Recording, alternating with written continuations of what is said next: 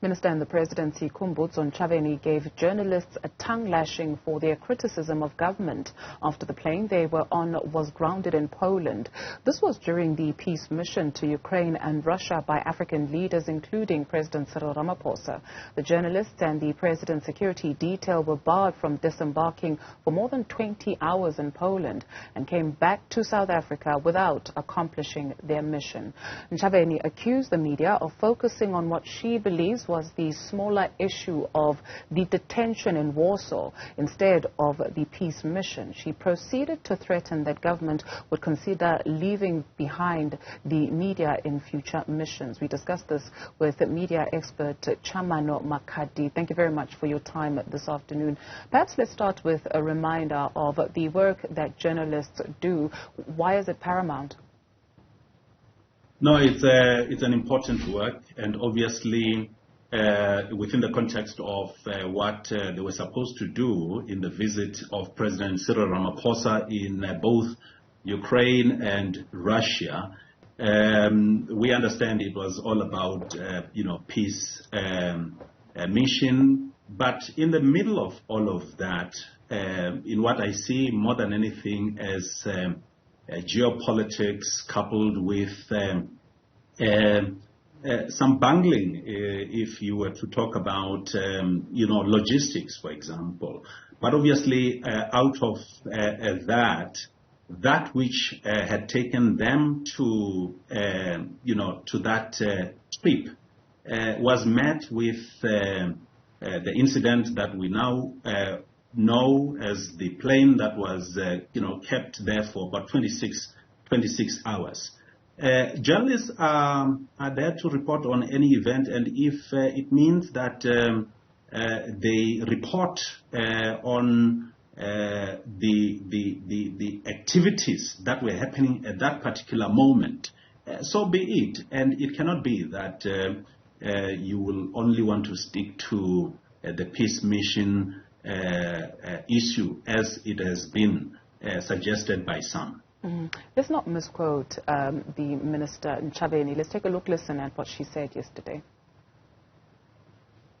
Despite our obsession with wanting to find negativity with this government, we must focus on the good that the government is doing and give credit where it is due. We'll accept the criticism where the criticisms must be leveled. But where we have done well, commend us. The plane was just a small issue. It was not with the delegation. There was no minister on that plane.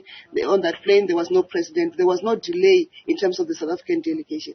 And why we took the media delegation was to want to seek to provide you a different view of what was happening. And maybe it was not ideal for us, and we have learned our lesson that maybe we should not take the media in this kind of trips. We must just cover ourselves and go.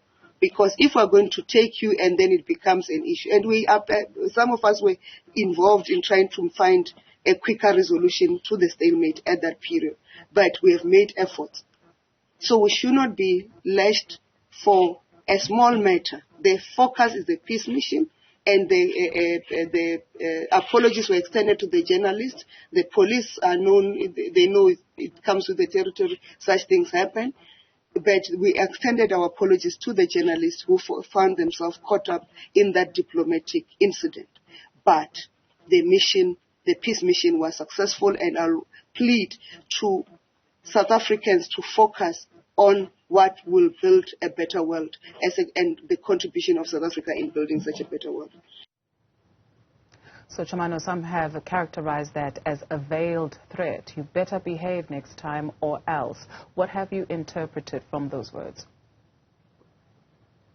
Dudu, I think the minister herself, when she has the opportunity to reflect on those words, she would realize that it was probably said in the heat of the moment. I don't think the words that are used here are appropriate, given the work that journalists do. Of course, I mean, they are supposed to do their work, and everywhere where there might be an opportunity and the president is traveling and journalists have to be there, they have to be there and they must do their work. So my first impression of that, I think it was probably something she said in the heat of the moment, and it's regrettable that she phrased it that way.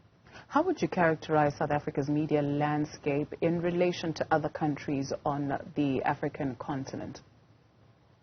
No, I think South Africa is doing well. If you look at the latest, stats, just not so long ago on Press Freedom Day, South Africa had moved already, from position 35 to 25 out of 180 countries. And that tells me there's something positive, there's something good about, South Africa. But here and there, of course, there are still challenges. Hence, we have to work very hard in making sure that every member of our society, they understand the role that the media play within the context of a democratic state, which is absolutely, absolutely critical. It may have been words that were said in the spur of the moment, and also I think it's quite important to point out that media is not perfect by any stretch of the imagination, but would it not be at our own peril if we do not take such utterances seriously in light of what we see in other countries on this continent where media are gagged, and loudly so? No, absolutely. And you see, it is really statements that are mostly made by leaders that tend to create, problems. From time to time, we have seen, and these are some of the issues that we are dealing with almost daily, safety of journalists, which has become really a very important subject even within our context.